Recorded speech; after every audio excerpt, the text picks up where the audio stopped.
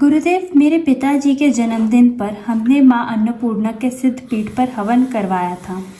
मैं और मेरी बहन बहुत हार्दिकता और प्रेम से सभी सामग्री पंडित जी यानी कि महंत जी के उपहार के लिए लेकर गए थे। जब परिवार के सभी सदस्य महंत जी के पास बैठे थे, तब हमने एक रिश्तेदार जो कि बहुत पैसे वाले हैं, जब उनका परिचय महंत जी से करवाया तो फिर बस महंत जी का पूरा ध्यान बस उन्हीं पर केंद्रित हो गया। वो बस उन्हीं को ही सुख समृद्धि और यश का आशीर्वाद दे रहे थे। गुरुदेव, तब बस आपको याद कर रही थी मैं कि मेरे गुरुदेव ने मुझे कितना स्नेह और अपनापन दिया है, जबकि गुरुजी आप अभी हमें कुछ समय पहले ही मिले हैं। गुरुदेव, मन आपके प्रति और अधिक कृतज्ञता से भर गया कि मेरे गुरुदेव अपने सभी शिष्यों से कितना स्नेह करते हैं और कितना अपनत्व लुटाते हैं। हमारी हर जिज्ञासा को शांत करते हैं, यहाँ तक कि हमारे नादानी भरे प्रश्नों का बहुत ही प्रेम से उत्तर देते हैं। गुरुदेव, हम सभी बहुत ही भाग्यशाली हैं जो आप हमें गुरु के रूप में मिले हैं। पर मन में एक सवाल रह गया कि ऐसा क्यों? मेरी दीदी भी इस बारे में सोच के बहुत ज़्यादा भावुक हो गई थी। वो बोल रही थी कि क्या परमात्मा भी पात्रता ही देखते हैं और क्या वो हमारे प्रेम भाव को स्वीकार करेंगे? देखो, ये थोड़ा सा मुझे भी कभी कभी महसूस होता है। और मैंने पिछले दिनों में एक स्थान पर गया था। वहाँ मैंने देखा जो मुख्य आचार्य थे, जो वहाँ पौरोहित्य कर्म में संलग्न थे, वो ऐसा समझिए कि एक आदमी राजगद्दी पर बैठा है, लेकिन वो मूंगफली के लिए हाथ फैला रहा है। मुझे पता ही नहीं है कि तुम कहाँ बैठे हो। वो जिस ज्योतिर्मठ में, जिस ज्योतिर्पीठ पर बैठे हैं, उनकी आस्था यजमान में है, उनकी आस्था आने वाले अतिथि में है, उसकी जेब में है। और लिटरली वो वीडियो है मेरे पास, बड़ा द्रवित करने वाला। मैंने इसलिए उसको साझा नहीं किया। कुछ चीज़ें हमें थोड़ा मैनेज भी करनी पड़ती हैं कि जिस तरह से उस पीठ पर 10-10, 20-20, 50 रुपए मांग रहे हैं, उसकी आवश्यकता नहीं है। कारण ये है, जैसे ही यजमान को भगवान माना, भगवान ने अपना अपमान माना, और भगवान ने जब अपना अपमान माना तो आपको शून्य संधान माना। अब आप जीरो हो गए, बात खत्म हो गई। आपको पता ही नहीं कि आप बैठे कहाँ हो। आप वहां 1000 करोड़ रुपए मांग सकते हो, लेकिन आप वहां 100 रुपए के पीछे भागे फिर रहे हो पूरे मंदिर में। अब ये दृष्टि में विकास, ये दृष्टि को खुलने के लिए बड़ा आत्मबोध चाहिए। आप इससे एक गलत प्रेरणा भी जाती है, गलत संदेश भी जाता है। जो कम शिक्षित या थोड़े से दुनियावी प्रभाव वाले लोग हैं, जो वो उसमें फिर शिकार हो जाते हैं। जो तथाकथित आजकल की एक पीढ़ी हमारी आईटी, कंप्यूटर या बाकी चीज़ों में ज़्यादा वो रखती है, उन्हें लगता है कि ये यहाँ पंडित जी इतने जीवन भर यहाँ पूजा पाठ करते रहे, यही 10, 20, 50 रुपये मांग रहे हैं, तो भगवान जी हमें क्या दे देंगे। मतलब ऐसा विचार कई लोगों ने मुझसे साझा किया। तो ये हम उसका अनादर भी कर रहे हैं, उस पीठ का, उस स्थान का।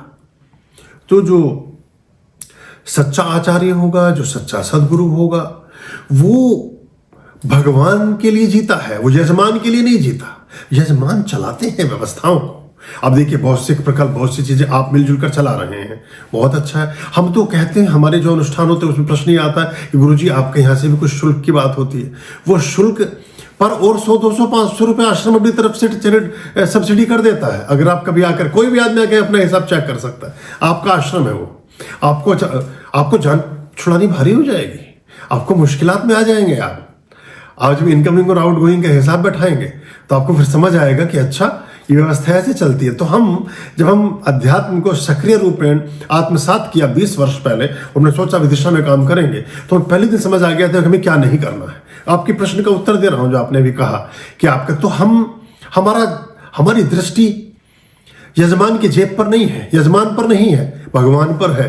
और उस आदमी के ऊपर दृष्टि भी भगवान की उसका हाथ पकड़ के भगवान के हाथ में दे देने भर में है, इससे आगे है नहीं। इसलिए बहुत सी चीजों में कई बार आपको लगता है कि गुरुजी बड़े रूखे से हैं, बड़े कुछ लोगों की नाराजगी और दूर चले जाने का कारण ही ये है कि हम हर समय वो तोता व्यवस्था नहीं कर सकते। अब वो संभव नहीं है, क्योंकि जैसे आप हमेशा रह सके वैसे हमेशा रहना चाहिए। अब मैं ऐसा हमेशा नहीं हो सकता हूं, और अभिनय मुझे करना नहीं, तो मैं जैसा हूं ऐसा ही हूं, पहले दिन भी और अंतिम दिन भी। आप नाराज हैं तो भी मुझे प्रिय हैं, आप प्रसन्न हैं तो भी मुझे प्रिय हैं, आप मेरे पास बैठे हैं तो भी मुझे प्रिय हैं, आप मुझसे दूर चले गए तो भी मुझे प्रिय हैं।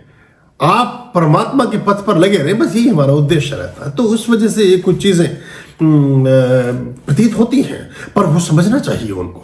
और वो जिन शक्ति कोई भी जो एक्चुअल मास्टर है वो इस ये तो सबसे प्राथमिक मैकेनिज्म है। धन का उत्सर्जन, शुद्ध लक्ष्मी का आह्वान और उस लक्ष्मी का, शुभ लक्ष्मी का उपभोग, ये ग्रेट मास्टर्स की प्राथमिक बिंदु है। पहली झलक आते ही सबसे पहले वर्ण श्री ही करती है। नामों के आगे श्री लगाने का तात्पर्य यही था कि जितनी बार कहें कि श्री दुली चंद, नाम चे नत्थु मलो पर श्री नत्थु मल, नाम चे कबाड़ी लालो पर श्री कबाड़ी लाल, वो पीछे श्री से आगे श्री इसलिए लगाया था कि श्री इतनी बार बोलेंगे तो कुछ श्री आएगी, उसी से मति भी आती है और श्रीमती भी आती है। और श्रीमती आती है घर में तो अच्छों को मती आ जाती है, तो वो मतलब एक अलग बात हो गई। पर हमें ये ध्यान देना चाहिए, ये बाकी धर्मों से सीखने जैसी बात है। हमें मैं इसमें थोड़ा अकेला पड़ जाता हूँ क्योंकि बाकी लोग मेरे विरोध मतलब वो इस बात को पसंद नहीं करते। मैंने उनसे कहा कि आप जहां हैं आप ऐसा समझिए कि आप ट्रांसफार्मर के पास बैठे हैं और दूसरे के सेल पे अपना बल्ब लिए घूम रहे कि जला दो जरा सा। आप ट्रांसफार्मर पर बैठे हो, आप जहां बैठे हो आप तो वहां उस ऊर्जा से कहें कि ये 100 रुपए वाला नहीं, ये 2 लाख की घड़ी यहां अर्पित करके जाएगा और ये 2 करोड़ रुपए दक्षिणा रख के जाएगा, वो होगा। लेकिन दृष्टि 2 ही रुपए में है। अब ये भी बड़ा मुश्किल है, किसी की खुराक छोटी है, उसे ज्यादा नहीं दे सकते आप। अब वो है ना कि मुर्गी को तो तकवे का दाग बहुत, अब एक आदमी की बेचारे की कैपेसिटी उतनी है 150 वाली, तो बड़ा मुश्किल हो जाता। पर ये है, इस पे सुधार की आवश्यकता है। इसका अप्रत्यक्ष रूपेण धर्म की अनास्था उत्पन्न होती है। हम हिंदुओं के धर्म के प्रति अरुचि उत्पन्न होने लगती है कुछ नई पीढ़ियों में, नए लोगों में जो अनुभवजन्यता के साथ नहीं जुड़े हैं। समृद्धि तो आएगी ही आएगी। ईश्वरीय उपासना, प्रार्थना और अर्चना और अनुष्ठान करने वाले व्यक्ति की छाया में समृद्धि का चलना सुनिश्चित है, हो ही नहीं सकता। प्रस्तर प्रखंडों पर सोना चढ़ जाता है, मनुष्य की तो बात ही अलग है। मिट्टी के घास के घड़ोलों पर सोना चढ़ जाता है, आदमी की तो बात ही अलग है। बस ये इस बात का स्वीकार्य आना ये थोड़ा मुश्किल हो जाता है। ये बात घट में बैठ जाना, ये बैठ गई तो बात खत्म हो गई। तो बस ये है एक चीज, समझेंगे तो ठीक है।